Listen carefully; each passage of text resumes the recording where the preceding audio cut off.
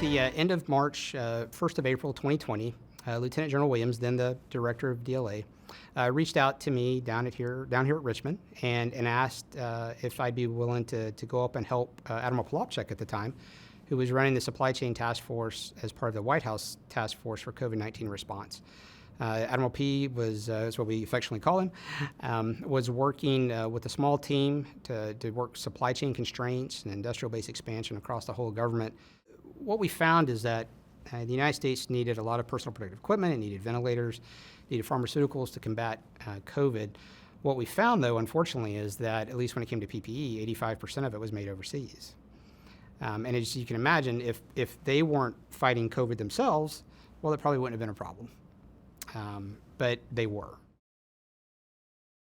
So as we were trying to get as much PPE as we could to our frontline medical providers, we also recognized the gaps.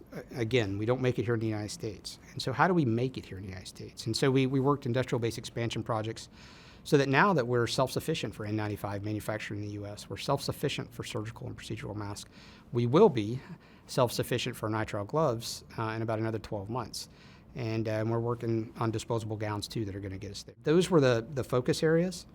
So it required building visibility because, believe it or not, it's a very fragmented industry, and we, as the federal government, did not have visibility over where stuff was, how to get it to where it needs to go. So it required a lot of industry partnerships, probably partnerships that I would argue were unheard of, to where distributors, the medical distributors, were willing to provide us data on where they're shipping things.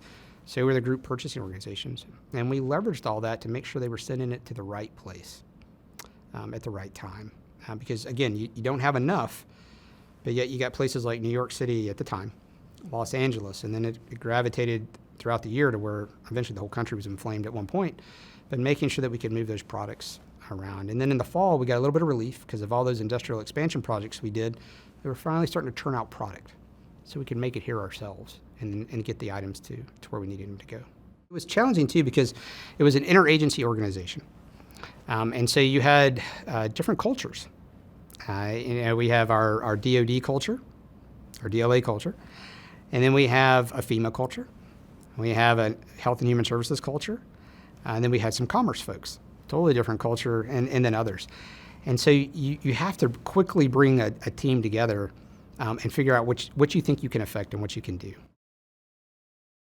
I will never forget the folks that we lost, not both just in our workforce, but we had many people who were touched by COVID and they lost family members, whether they were extended or mothers, fathers, and brothers. And so I would sign condolences letters to those folks, and that's just very heartbreaking. From a COVID task force standpoint, I think every day was a new adventure. And so there were many glad moments when you would get investment projects approved or investment projects would come online. Like in September when we started making, when 3M was able to start making all the N95 masks here in the U.S., they achieved their first goal. That was exciting. We were getting 13 million more masks a month. And we worked to make sure that they didn't go to the Strategic National Stockpile. We made sure they were going to frontline medical workers. The fact that we would get calls from hospitals and to let us know that the efforts that the whole government was working were paying off, and both medical workers were able to rotate the PPE, they felt safer, those were the best moments of my life. But I'll admit too, I mean, a really disheartening piece, because we would watch this daily. You watch the statistics. So you look at the number of cases, infections in the nation, you look at the number of hospitalizations, and you look at the number of deaths. And I think one of the hardest things, especially as a military member, is how do I stop the deaths? And just knowing that was still going to be a struggle continues to stay with us. We talked about moments to remember.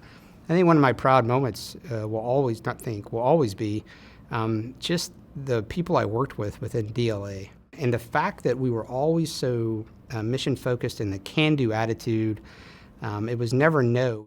You supported the entire nation.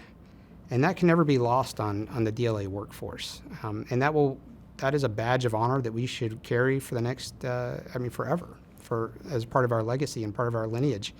And we will be captured in every after-action report as a success story for being able to step in and provide the capabilities that other government agencies did not have internally. And if we had relied just on that sole capability, ultimately the American people would have suffered. And so DLA was able to step into that gap and support the entire United States. And it's not often you get to say that.